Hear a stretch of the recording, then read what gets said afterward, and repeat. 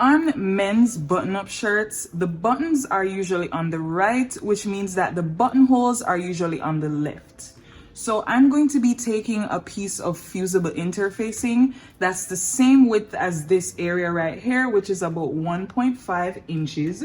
And I'm going to press this on the wrong side of that, but I'm doing it on the left side of the shirt because that's where the buttonholes are going to go.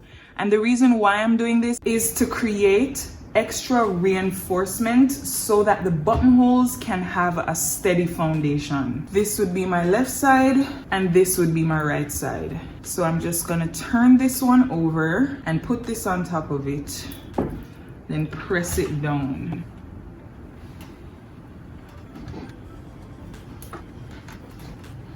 I'm also going to fold this by 1/4 of an inch along the original line that I drew, and then I'm going to fold along this line and press again. So this is where my buttonholes are going to go.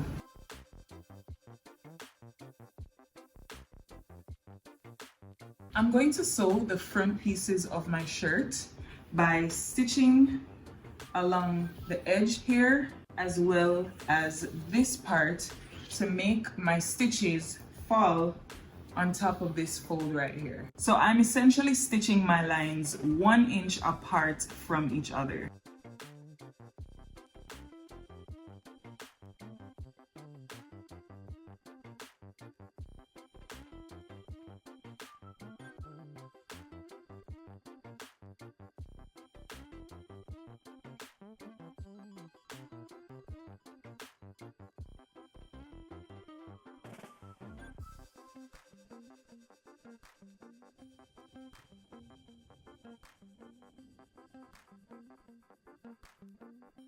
Finally, I'm going to add buttons to my shirt. This is the left side, so this is where the buttonholes are going to go.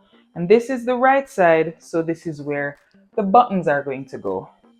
But I'm going to install my buttonholes first, and then wherever my buttonholes fall, I will put buttons beneath it. First, we need to have a button and a buttonhole up here.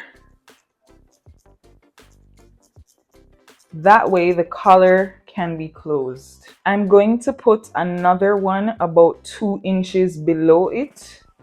So that would be right here.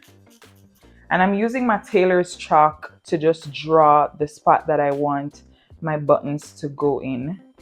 I'm going to put all of my buttons 4 inches apart from here on.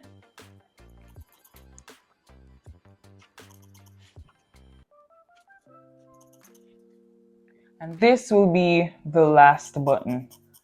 So in this case, I'll be needing 1, 2, 3, 4, 5, 6, 7 buttons. I'm going to be using these buttons. To sew a buttonhole on the Singer 4423 sewing machine, you're going to take this attachment piece right here that's going to come with your sewing machine, and you're going to bring this piece back. Put your button right here and then close it. But you pretty much just want to bring this back until your button is locked in position there. And what this will do is give you an accurate size when it's stitching a buttonhole. So we're gonna now attach this piece to the sewing machine. Put it under here and drop your presser foot on that bar. Then you're going to raise it back up. Bring your threads over to the side. And then you're going to pull this piece down that says push. You also want to make sure that you push it back like this. So this is something you have to do at the beginning of every buttonhole. You have to push this back. Put your sewing machine on this setting. And for the stitch length, you want to make sure that it's here. Stitch width, I have mine on 4, and this dial on the side right here can also be used to adjust the width of your buttonhole. I have mine in this position, as you can see. When you start a new buttonhole, your machine is going to sew from here to here. This means that you have to position your needle right here when you begin. Not here and not down here. You have to put it right here when you begin. So I'm going to check to make sure that my needle is falling at the beginning of the line that I drew, which is about here, because you're going to see like a tiny space right here that you can look through. Then I'll lower that and I can start stitching. So it's going to stitch from left to right first, and then it's going to stitch on this side. Then when it gets to the back there, it's going to stitch from left to right again. Then it's going to start coming back. And because we put the button in the back, it knows exactly what distance to stop at. So then when it gets down here, it's going to do another left and right stitch to finish where it started.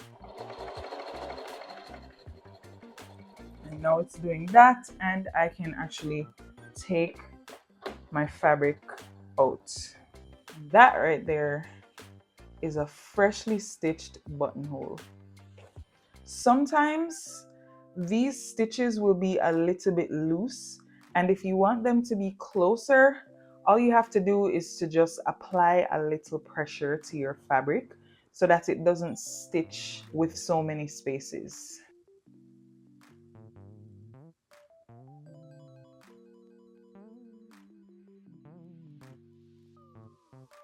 So I trimmed away all the threads from my buttonholes and they are looking fabulous. And this is how you open your buttonholes. So you're going to take a pin, put that on one side of your buttonhole, and then you're going to take the point of your seam ripper, insert it into the top part here, and then drive it all the way down until it hits the pin. The reason why we put the pin here, or the reason why I put the pin here, is to make sure that my seam ripper doesn't go beyond this area and make my buttonhole bigger than it's supposed to be.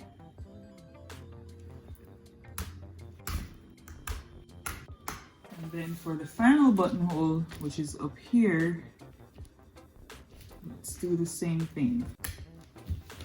It's much thicker up here because of the interfacing, and now I can find the placement for each of my buttons. To find the placement for my buttons, this is what I like to do. I'll overlap the piece that has the buttonholes over the piece where the buttons will go. And then because my buttonholes are already open, I would just slide my tailor's chalk in there and just draw a little mark. And I will know that in the center of that mark is where I will put my buttons.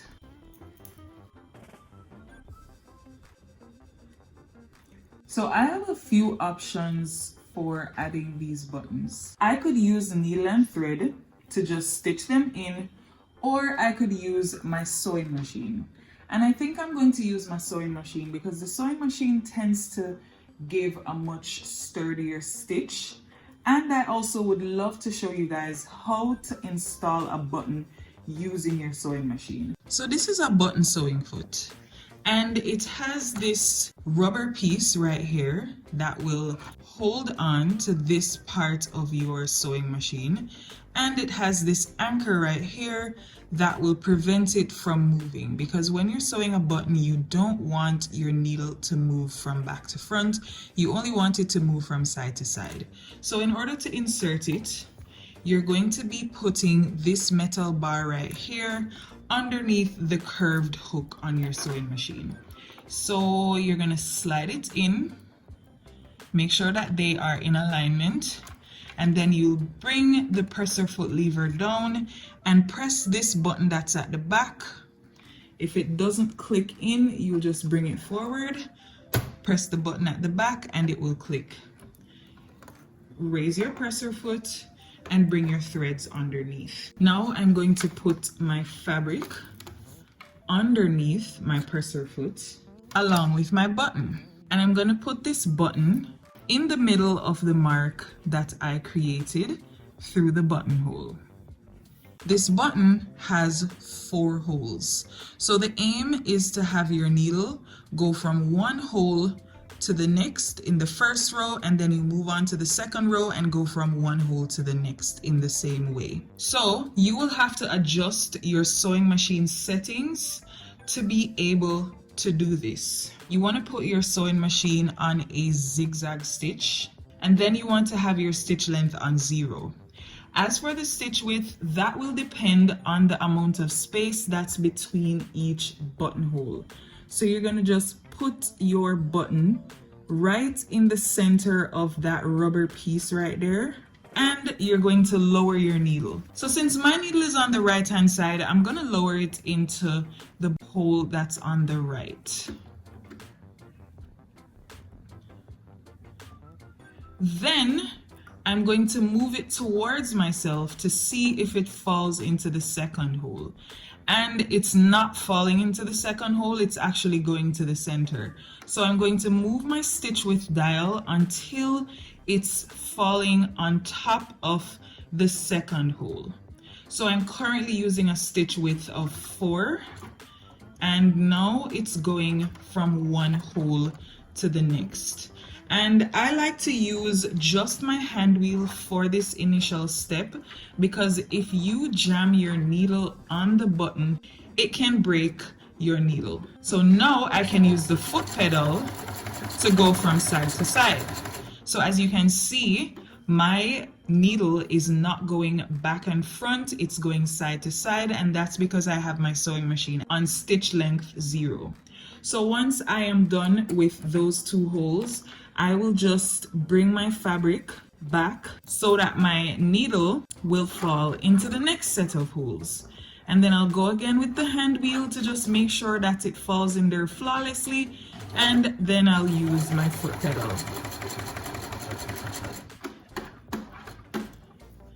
I can release this and cut my thread. So this is what the button looks like. Very neat.